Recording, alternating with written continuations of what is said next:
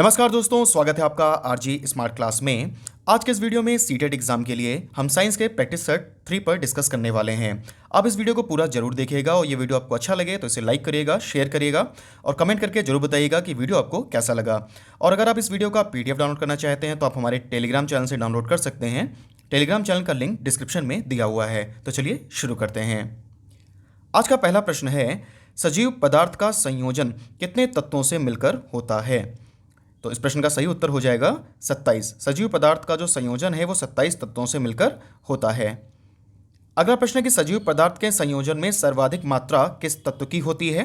तो इसका सही उत्तर है ऑक्सीजन। ठीक है, सजीव पदार्थ का जो संयोजन है उसमें सर्वाधिक मात्रा होती है ऑक्सीजन की और 65% जो ऑक्सीजन है वो सजीव पदार्थ में जो है वो पाई जाती है। नेक्स्ट क्वेश्चन है कि शरीर में पसीने का मुख्य कार्य होता है। तो शरीर में जो पसीना निकलता है उसका जो मुख्य कार्य है वो शरीर के तापमान का संतुलन बनाए रखना होता है। ठीक है, बहुत इंपॉर्टेंट क्वेश्चन है, जरूर याद रखिएगा इसे कि शरीर में पसीने का जो मुख्य कार्य है वो शरीर के तापमान का संतुलन जो है वो बनाए रखना होता है। अगला प्रश्न है कि हृदय की गति पर नियंत्रण के लिए आवश्यक तत्व है। तो हृदय की गति पर नियंत्रण के लिए जो आवश्यक तत्व है वो है पोटेशियम। चलिए बढ़ते हैं अगले प्रश्न की तरफ। अगला प्रश्न है कि किस हार्मोन में आयोडीन पाया जाता है? ठीक है, ऐसा कौन सा हार्मोन है जिसमें आयोडीन पाया जाता है? तो इसका सही उत्तर हो जाएगा थायरॉक्सिन। थायरॉक्सिन जो हार्मोन है उसमें आयोडीन पाया जाता है। नेक्स्ट क्वेश्चन है कि कौन सा हार्मोन गैसीय अवस्था में पाया जाता है? तो इस प्रश्न का सही उत्तर है एथिलीन। एथिलीन जो हार्मोन है वो गैसीय अवस्थाओं में पाया जाता है और फलों को पकाने में जो है इसका प्रयोग किया जाता है। नेक्स्ट क्वेश्चन है कि इंसुलिन हार्मोन किस ग्रंथ के द्वारा स्रावित होता है? तो इंसुलिन जो हार्मोन है ये अग्नाशय के द्वारा जो है वो स्रावित होता है। नेक्स्ट क्वेश्चन है कि दूध का पाचन किस एंजाइम से होता है? तो दूध का पाचन जो है वो रेनिन एंजाइम से होता है। चलिए बढ़ते हैं अगले प्रश्न की तरफ। अगला प्रश्न है कि किस ग्रंथ के द्वारा आंसू स्रावित होते हैं? तो लैक्रिमल ग्रंथ के द्वारा आंसू स्रावित होते हैं। बहुत इंपॉर्टेंट क्वेश्चन है जो कई बार एग्जाम में पूछा चुका है। याद रखिएगा कि किस ग्रंथ के द्वारा आंसू स्रावित होते हैं। तो लैक्रिमल ग्रंथ के द्वारा जो आंसू हैं वो स्रावित होते हैं। अगला प्रश्न है कि सूर्य के प्रकाश से किस विटामिन का निर्माण होता है? तो सूर्य के प्रकाश से विटामिन डी का निर्माण होता है। ठीक है, और अगर आपसे ये प्रश्न पूछा जाए कि ऐसा कौन सा विटामिन है जो किसी भी शाकाहारी भोजन में नहीं पाया जाता, तो आपका उत्तर होगा विटामिन डी। ठीक है, विटामिन डी किसी भी शाकाहारी भोजन में नहीं पाया जाता।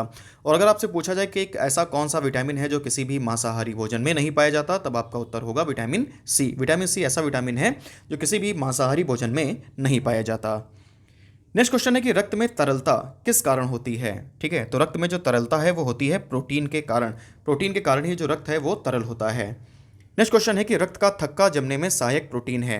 तो रक्त का थक्का जमने में जो सहायक प्रोटीन है वो है थ्रोम्बिन। ठीक है, बहुत इंपॉर्टेंट क्वेश्चन है ये कि रक्त का थक्का जमने में कौन सा प्रोटीन जो है वो सहायक है, तो आंसर हो जाएगा थ्रोम्बिन। अगर आपसे ये पूछा जाए कि जो शरीर के अंदर रक्त है वो किस प्रोटीन के कारण नहीं जमता है, ठीक है, बहुत इंपॉर्टेंट क्वेश्चन है ये कि जो शरीर के अंदर रक्त है वो क्यों नहीं जमता है, तो आपका उत्तर होगा हिपैरिन। ठीक है, और वही रक्त जब शरीर के बाहर आता है तो तुरंत ही जम जाता है, किसके कारण? थ्रोम्बिन के कारण।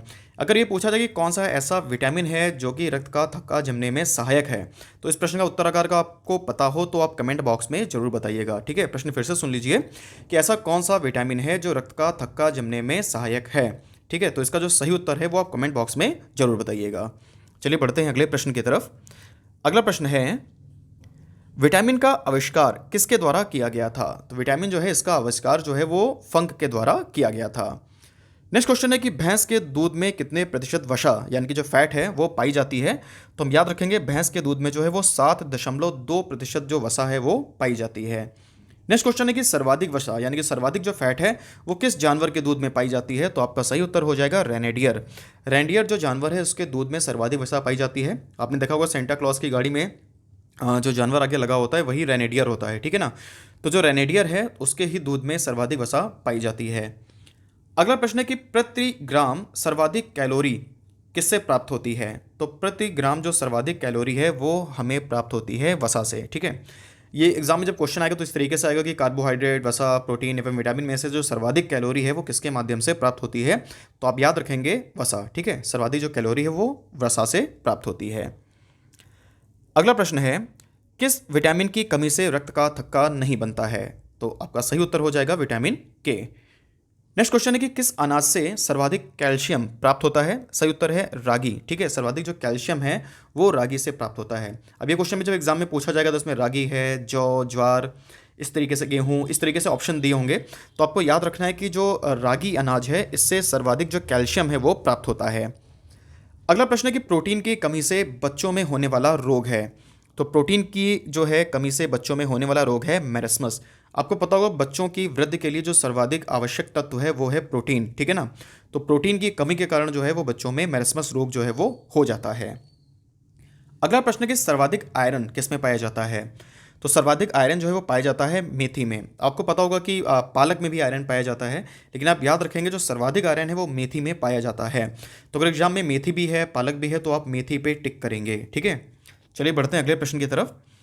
अगला प्रश्न है कि ऊन में कौन सा प्रोटीन पाया जाता है? बहुत इंपॉर्टेंट क्वेश्चन है। तो ऊन में पाया जाता है कैरोटीन, ठीक है। आपको पता होगा जो कैरोटीन प्रोटीन है, तो इसके कारण ही जो गाय के दूध का रंग है वो पीला होता है। और उसके अलावा जो एक कैरोटीन प्रोटीन है, तो ये बाल, नाखून, जानवरों के जो सींगें हैं, जो खुर होते हैं, ठीक है ना, उन सब में कैरोटीन ही पाया जाता है। चूँकि ऊन जो है ये भी बाल का ही रूप है, तो इसलिए आपका सही उत्तर हो जाएगा कैरोटीन।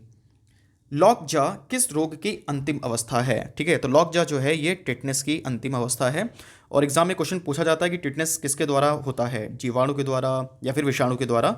तो आप याद रखेंगे जो टिटनेस है ये जीवाणु यानी कि बैक्टीरिया के द्वारा होता है। नेक्स्ट क्वेश्चन है कि कैडमियम की अधिकता से होने वाला रोग है। बहुत इंपॉर्टेंट क्वेश्चन। कैडमियम की अधिकता से होने वाला रोग, सही उत्तर है इटाई इटाई, ठीक है। इटाई इटाई जो रोग है वो कैडमियम की अधिकता के कारण होता है। अगला प्रश्न है कि मांसपेशियों में किस एसिड की अधिकता से थकान होती है? तो इस प्रश्न का सही उत्तर हो जाएगा लैक्टिक एसिड। लैक्टिक एसिड की अधिकता से मांसपेशियों में जो थकान है वो होती है, ठीक है। नेक्स्ट क्वेश्चन है कुनैन किस पेड़ से प्राप्त की जाती है? तो कुनैन आपको पता होगा जो मलेरिया है उसके लिए यूज़ की जाती है, मलेरिया की दवाई के रूप में। तो कुनैन प्राप्त होती है सिनकोना से, ठीक है। सिनकोना जो पेड़ है उससे कुनैन प्राप्त की जाती है। अगला प्रश्न कि संपूर्ण विश्व में फैलने वाले रोग को क्या कहा जाता है? तो संपूर्ण विश्व में जो रोग फैल जाता है तो उसको बोला जाता है पैंडमिक, ठीक है ना। बहुत इंपॉर्टेंट क्वेश्चन है। अभी आपने देखा होगा जैसे कि प्रेजेंट टाइम में जो है वो कोरोना वायरस है वो पूरी दुनिया में जो है पूरे विश्व में फैला हुआ है, तो उसको हम लोग कोरोना पैंडमिक बोल रहे हैं। पैंडमिक यानी कि महामारी, ठीक है। तो याद रखेंगे कोरोना जो है वो भी पैंडमिक है, और इसको जो है कोविड-19 भी बोला जा रहा है कोरोना वायरस को, ठीक है ना, कोविड-19। तो ये क्वेश्चन आने वाले समय में एग्जाम में जरूर पूछा जाएगा कि इसका फुल फॉर्म क्या है। तो फुल फॉर्म आप जान लीजिए। कोविड-19 का जो फुल फॉर्म है वो क्या है? तो जो COY है, ठीक है ना, COVI कोवी, तो इससे कहा गया है कोरोना वायरस, ठीक है ना। इससे क्या बताया गया है? Corona virus. डी से है डिजीज, और 19 क्योंकि ये 2019 में स्टार्ट हुआ था, ठीक है। तो याद रखेंगे कोरोना वायरस डिजीज 2019। तो ये कोविड-19 का शॉर्ट जो है फॉर्म है, और एग्जाम में जरूर पूछा जाएगा। चलिए बढ़ते हैं अगले प्रश्न की तरफ। अगला प्रश्न है कि एपीकल्चर का संबंध है।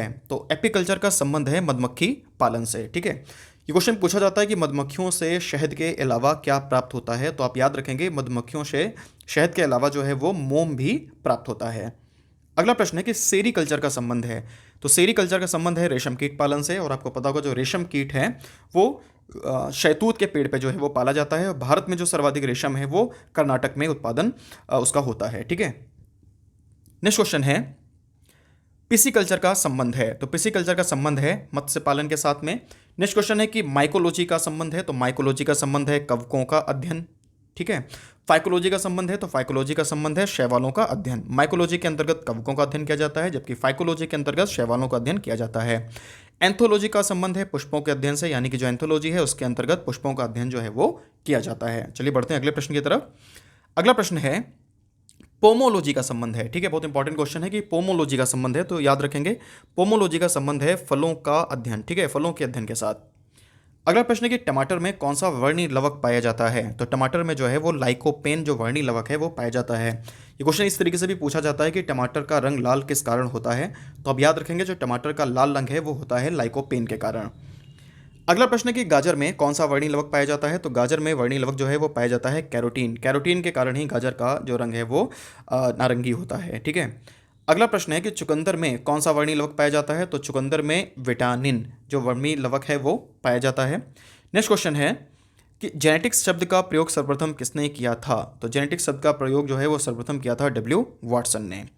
नेक्स्ट क्वेश्चन है कि जीन शब्द का प्रयोग सर्वप्रथम किसने किया था? तो जीन शब्द का सर्वप्रथम प्रयोग किया था जोहानसन ने। बहुत इंपॉर्टेंट क्वेश्चन है, फिर से एक बार सुन लीजिए कि जेनेटिक शब्द का प्रयोग जो है वो सबसे पहले किया था डब्ल्यू वाटसन ने, जबकि जीन शब्द का प्रयोग सबसे पहले किया था जॉनसन ने। अगला प्रश्न है, जीवधारियों के जो गुण प्रत्यक्ष रूप से दिखाई देते हैं वे क्या कहलाते हैं? तो जीवधारियों के ऐसे गुण जो प्रत्यक्ष रूप से दिखाई देते हैं उन्हें फिनोटाइप कहा जाता है। ठीक है। नेक्स्ट क्वेश्चन है कि मेंडल ने किस पौधे को आनुवांशिक प्रयोग के लिए चुना था? तो मेंडल ने मटर के पौधे को आनुवांशिक प्रयोग के लिए चुना था।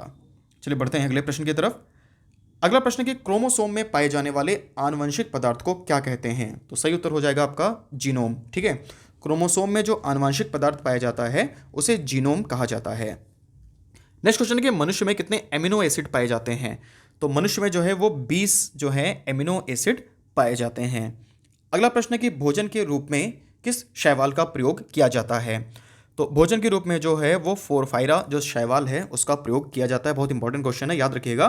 भोजन के रूप में जो है फोरफाइरा शैवाल का प्रयोग किया जाता है। और नेक्स्ट क्वेश्चन है कि आयोडीन के निर्माण में किस शैवाल का प्रयोग किया जाता है? तो इसका उत्तर हो जाएगा लेमिनेरिया। ठीक है, फिर से सुन लीजिए, जो लेमिनेरिया शैवाल है उसका प्रयोग जो है वो आयोडीन के निर्माण में किया जाता है। चलिए बढ़ते हैं अगले प्रश्न की तरफ। अगला प्रश्न है कि अंतरिक्ष यान में कौन सा शैवाल उगाया जाता है? ठीक है, तो अंतरिक्ष यान में क्लोरेला जो शैवाल है वो उगाया जाता है, जिस कारण जो अंतरिक्ष यान है उसमें ऑक्सीजन का संतुलन जो है वो बना रह सके। तो इस वजह से अंतरिक्ष यान में क्लोरेला शैवाल जो है उसको उगाया जाता है। अगला प्रश्न है कि कवक में भोजन किस रूप में पाया जाता है? तो कवक में जो भोजन है वो ग्लाइकोजन के रूप में पाया जाता है। नेक्स्ट क्वेश्चन है कि कवक की कोशिका भित्ति का निर्माण किस पदार्थ से होता है? तो जो कवक की कोशिका भित्ति है उसका निर्माण जो है वो होता है काइटिन से। चलिए बढ़ते हैं अगले प्रश्न की तरफ। अगला प्रश्न है कि कवक के द्वारा होने वाले प्रमुख रोग हैं। बहुत इंपॉर्टेंट क्वेश्चन, कवक के द्वारा होने वाले प्रमुख रोग, तो याद रखेंगे दाद, अस्थमा, खुजली, गंजापन एवं एथलीट फुट। ठीक है, ये सब वो रोग हैं जो कि कवक के द्वारा यानी कि फंगस के द्वारा होते हैं।